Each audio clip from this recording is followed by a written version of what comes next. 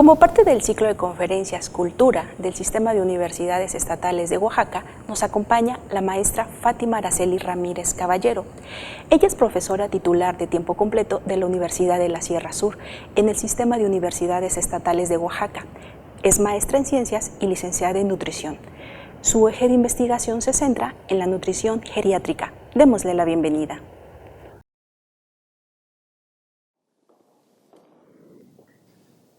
La obesidad es una enfermedad. Afecta a 800 millones de personas en el mundo. Es un riesgo para la salud y también para la economía personal, sin dejar de lado la afectación que tiene en la calidad de vida de las personas. Me gustaría comenzar con una situación que es relativamente común en la práctica profesional de un nutriólogo. Es una situación frecuente el hecho de que la mayoría de las personas que acuden al nutriólogo manifiesten el deseo de bajar de peso.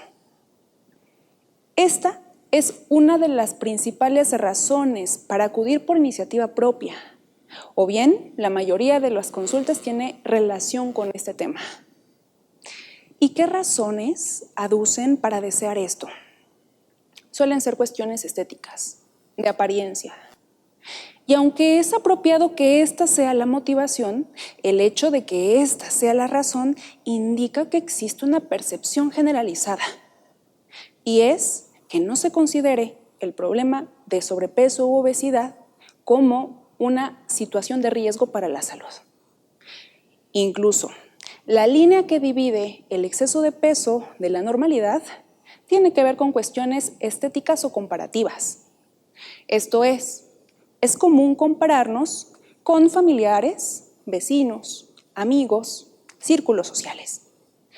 Si las personas con las que convivimos tienen un peso superior o igual al nuestro, entonces consideramos que nosotros no tenemos un problema de exceso de peso. Y aún más, si estas personas no tienen un problema de salud o nosotros no tenemos conocimiento del mismo, entonces asumimos que estamos sanos. Sin embargo, veamos cuál es la definición de sobrepeso y obesidad de acuerdo a la Organización Mundial de la Salud. La obesidad y el sobrepeso se definen como una acumulación anormal o excesiva de grasa que puede ser perjudicial para la salud.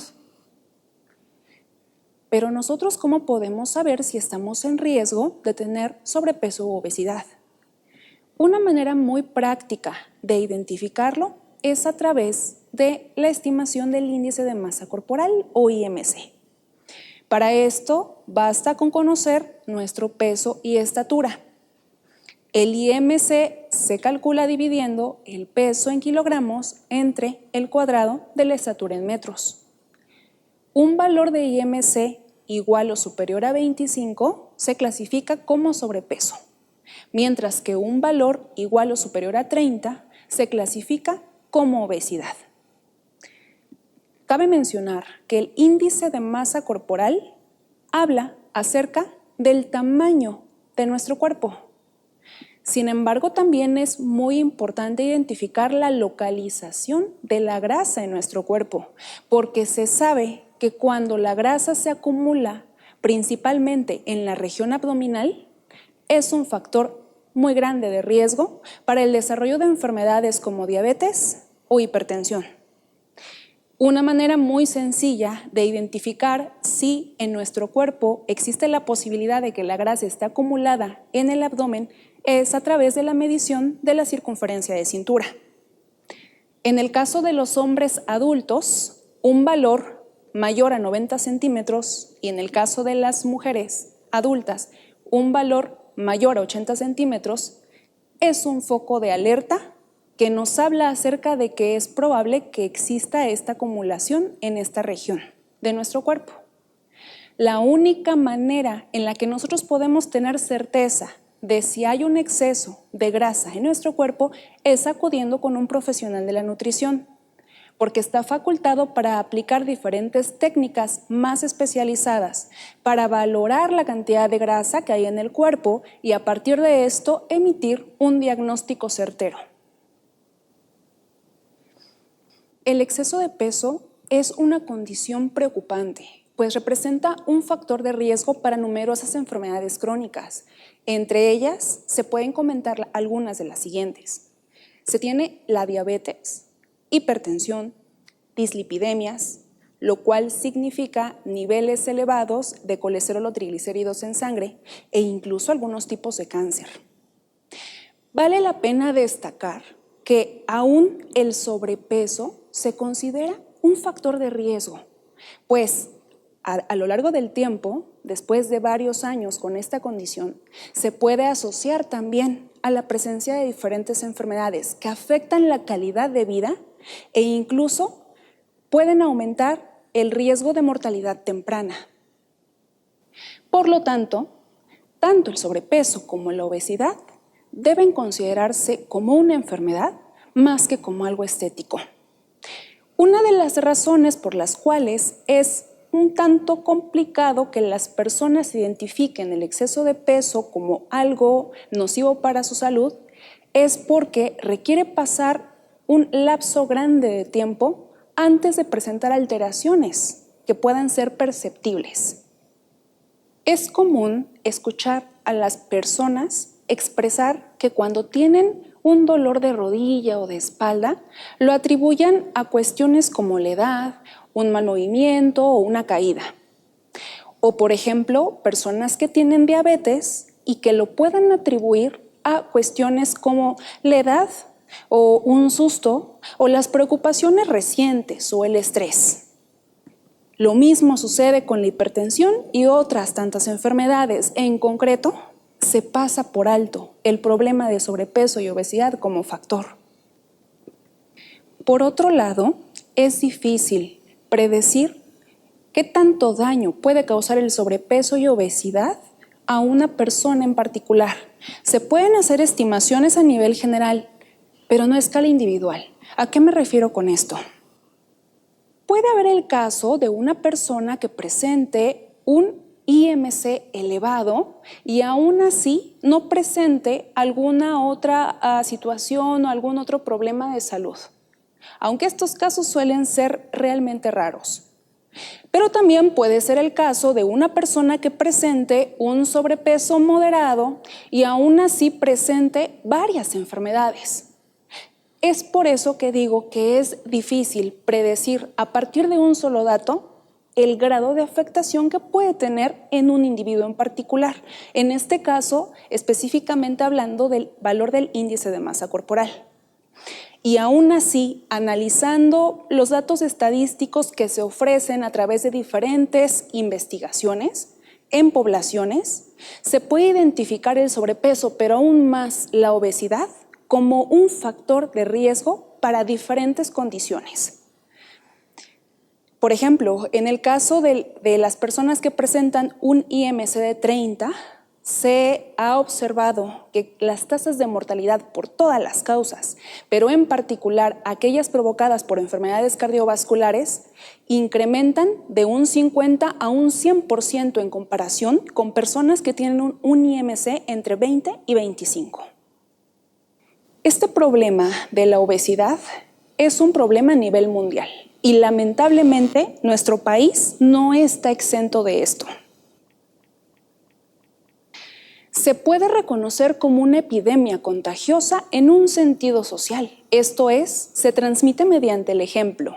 Se comparten conductas relacionadas con la elección de alimentos y un estilo de vida sedentario. A continuación, me gustaría mencionar algunos ejemplos para que quede más clara esta idea.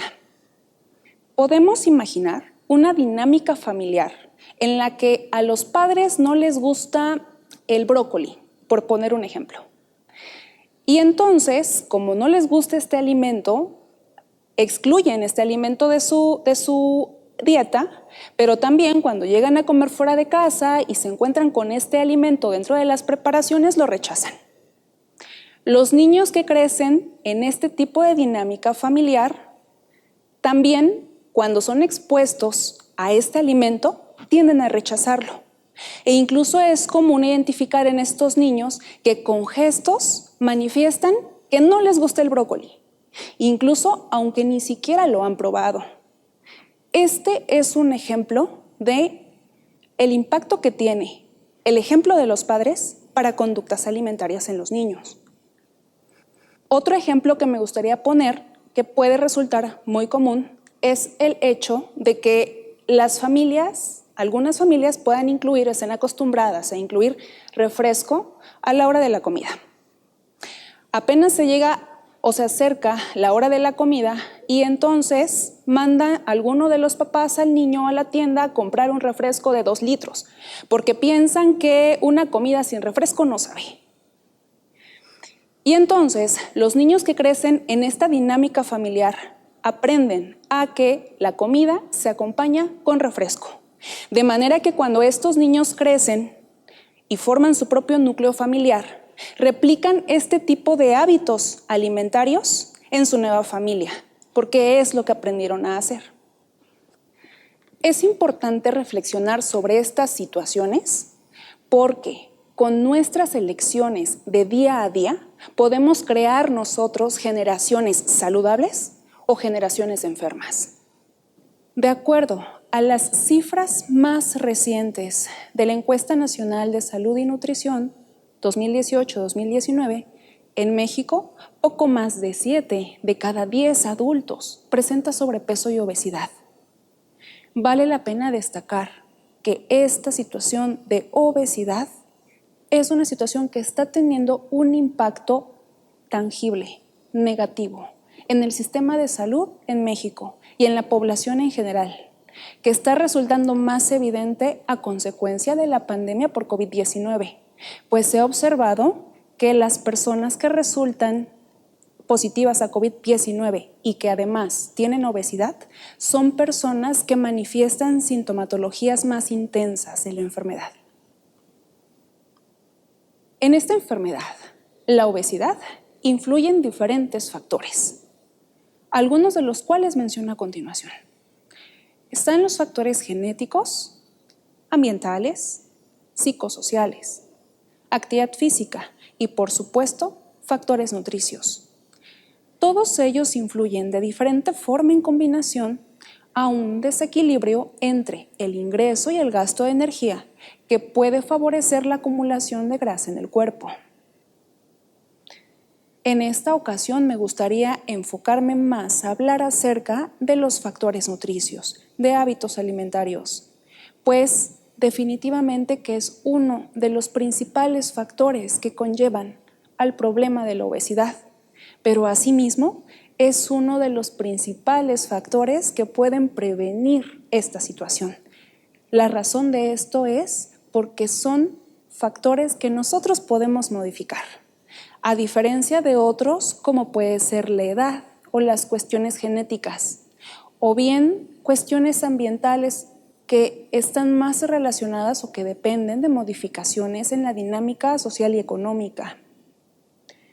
¿Y por qué no me refiero a la actividad física?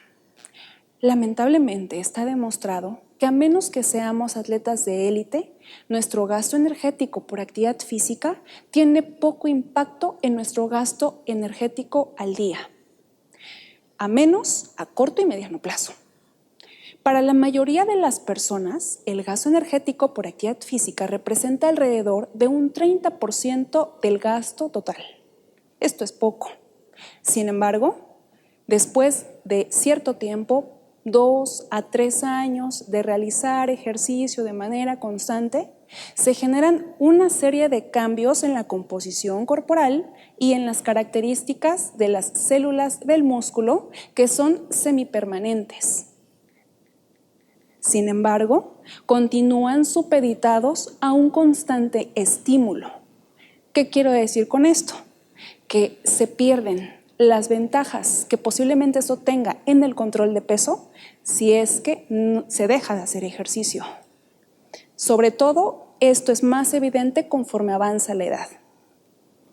Las barreras que generalmente las personas suelen argumentar para la no realización de actividad física suelen relacionarse con la falta de tiempo o la falta de dinero o el estado de salud o la falta de espacios acondicionados o seguros para realizarlo.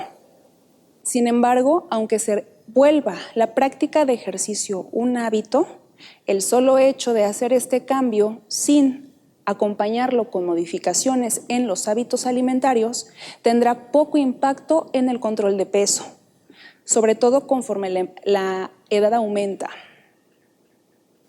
Con esta plática, lo que yo busco es enfatizar sobre todo la importancia que tienen los hábitos alimentarios, lo práctico y fácil que es.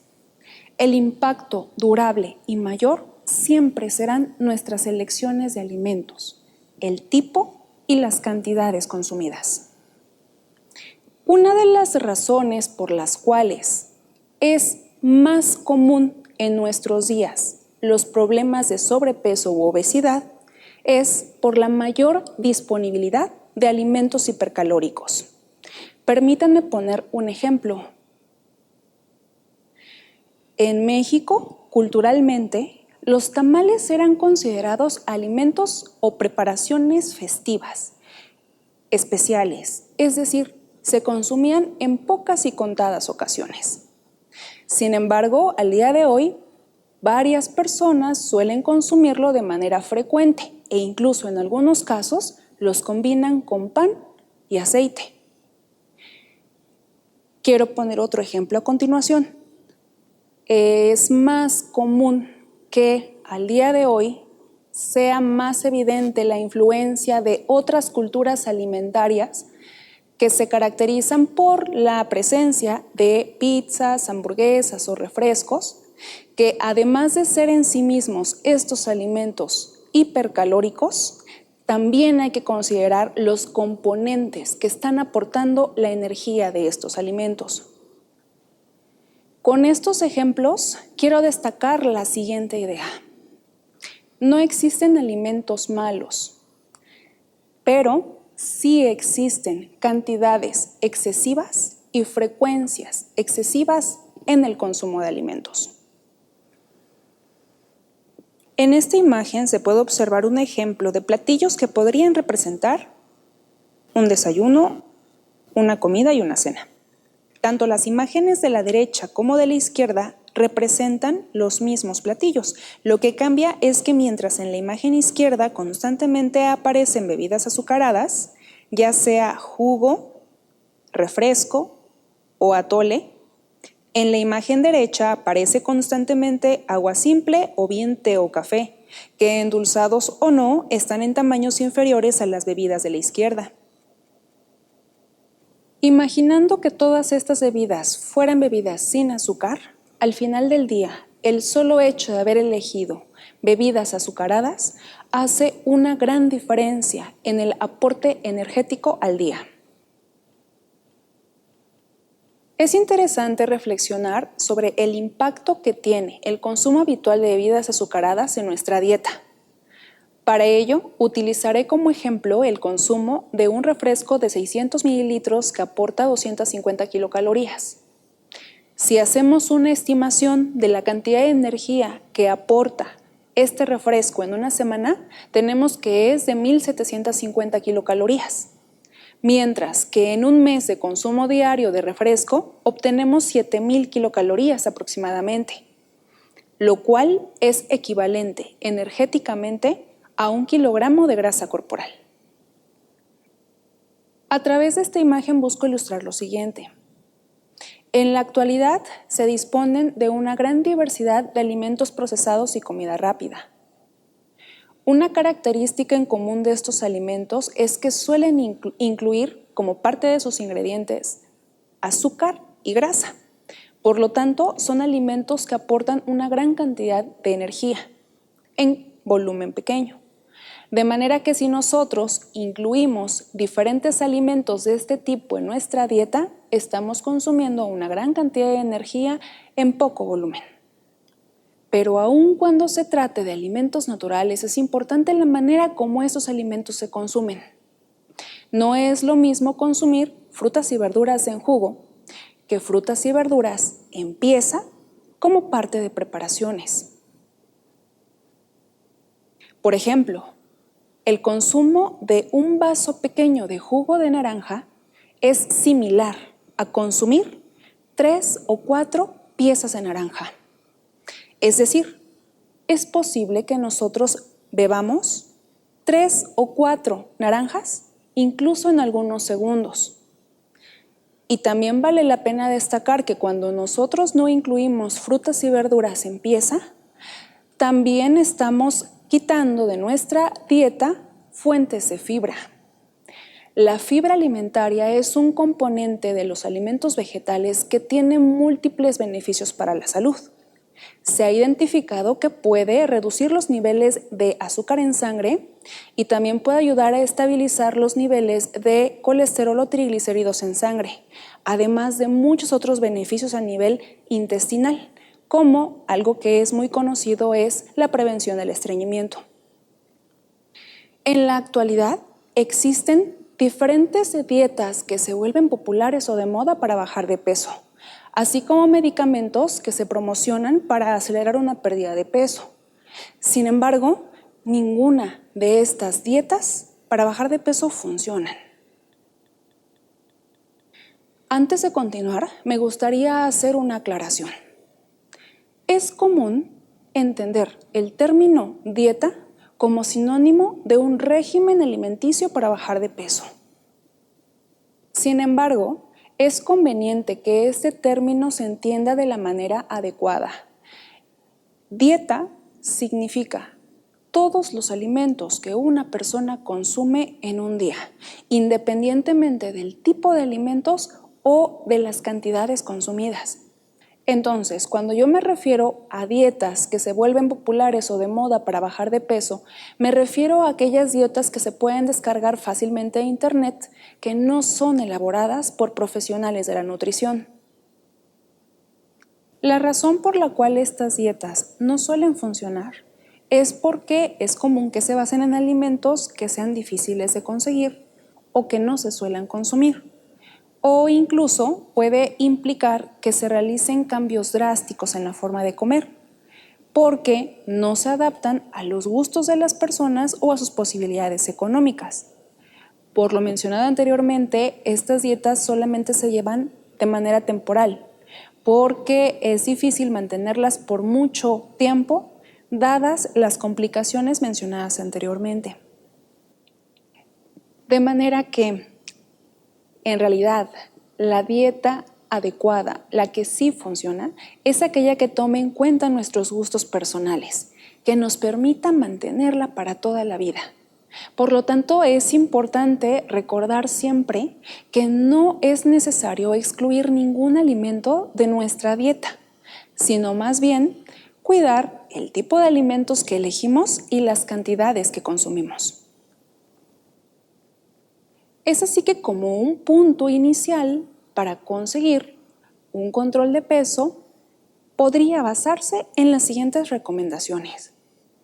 En primer lugar, recordar que es importante comer para saciar el hambre y no comer hasta sentir una sensación excesiva y pesada de plenitud. Para esto es importante que se mastiquen bien los alimentos, por ello lo coloco como el segundo punto de estas recomendaciones. Cuando nosotros masticamos los alimentos, nuestro cerebro tarda alrededor de 20 a 40 minutos en reconocer que estamos satisfechos, de manera que una persona que consuma alimentos en menos de 20 minutos es probable que consuma más alimentos, incluso aunque ya hubiera estado saciado con menos cantidad de alimento. Una tercera recomendación es que es mejor elegir alimentos sin procesar. Dicho de otro modo, alimentos naturales en lugar de alimentos industrializados, porque estos últimos suelen incluir como parte de sus ingredientes cantidades abundantes de grasa o de azúcar. Aunque se eligen alimentos naturales, es importante la manera como se consumen.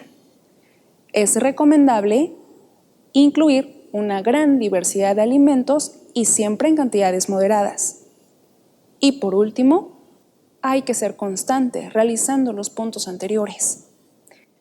Recordar que una sola comida excesiva no hace subir de peso, así como una sola comida apropiada y saludable no previene subir de peso.